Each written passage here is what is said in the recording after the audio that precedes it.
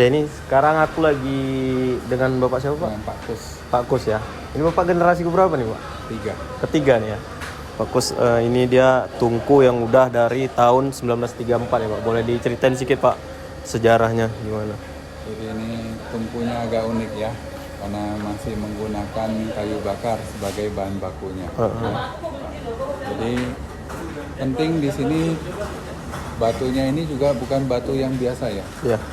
Jadi batunya ini dari bahasa Belanda namanya vuurvaatstenen, artinya batu tahan api ya.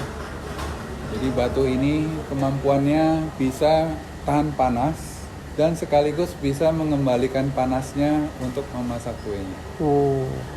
Ya, prosesnya dari pagi pertama sekali seperti mobil ya, mesinnya dipanasin. Nah ini juga demikian ya tungku ini. Jadi pagi-pagi kita tempatkan kayu ya, ini kayunya kita bikin seperti api unggun di tengah ya, lalu kita bakar ya, cukup sampai dia terbakar sempurna dan menjadi arang, lalu kita serakkan arangnya ke seluruh penjuru lantai. Ini ruangannya sekitar 4 kali 5 meter. Jadi kita serakkan semua dia punya bara itu supaya dia menyerap dia punya panas ya dari arang tadi. Kira-kira setengah jam kemudian kita kumpulkan dan kita bersihkan. Jadi ada satu lubang khusus ya. Itu kita kumpulkan sisa-sisa arang tadi, masukin ke dalam lubang.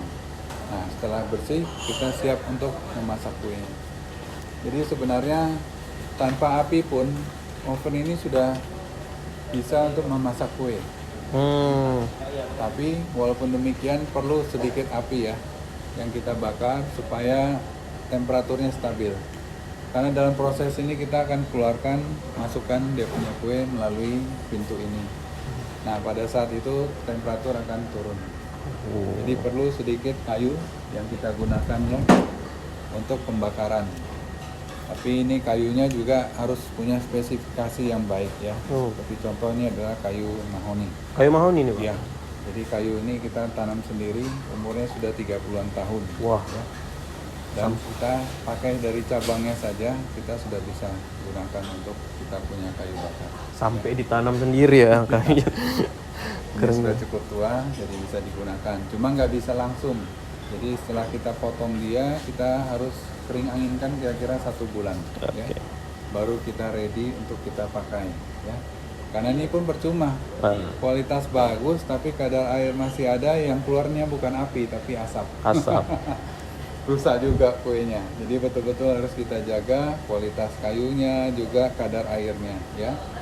Nah, setelah ini kita bakar sedikit, supaya temperaturnya itu bisa terjaga stabil ya.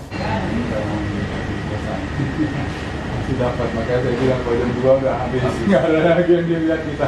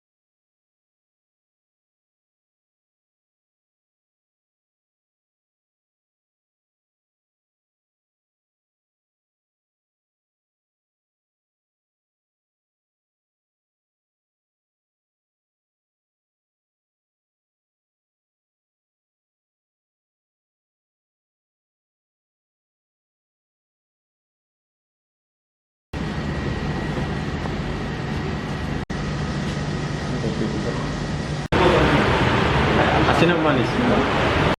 Ini nggak bedain. Tiga dulu. Sama kurang.